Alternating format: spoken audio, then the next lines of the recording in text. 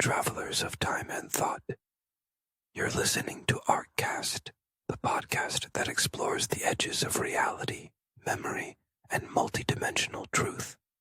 In this special series titled Quantum Time Travel and the Butterfly Effect, we'll dive into the mysteries of nonlinear time, quantum entanglement, and how even the smallest change in the past could echo across futures we haven't imagined yet.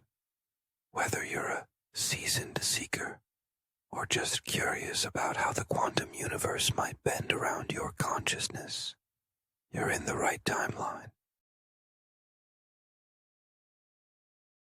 Inside the ark, everything breathes. Not air, not steam, narrative. Gabriella stands in the heart of the belly of the beast, surrounded by ballooned membranes that rise and fall with the pulse of destiny. Each balloon swells with a rhythm not her own, yet entirely born of her. The ark doesn't hum from engines. It exhales through her. Every breath she takes is a page turned. Every pause, a pivot in plot. The lower balloon. Ballasts shift with a mind of their own, clumsy, chaotic, but essential. Gabriella, radiant and windswept, leans down and adjusts them. Stabilizing the chaos below is half the joy of flying, Gabriella says. The ark tilts. A warning.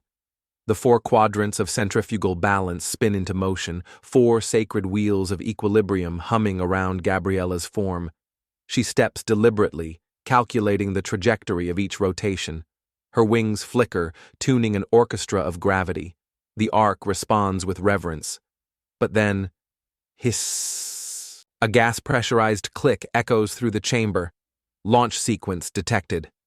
From the ballooned belly of the ark, G-drones emerge, sleek, humming, and sparkling with Gabriella's frequency. They lift not with force, but intention. "I think she has gas for G-drones," Tony A. says in awe. "And I think this is the greatest thing to ever happen to interdimensional travel," Alti Tony adds, grinning. Blah remarks, "Let's see what happens when we turn the gas to 11. The drones spin, realign, and launch, each one carrying a narrative payload into the upper arcs of Book 13.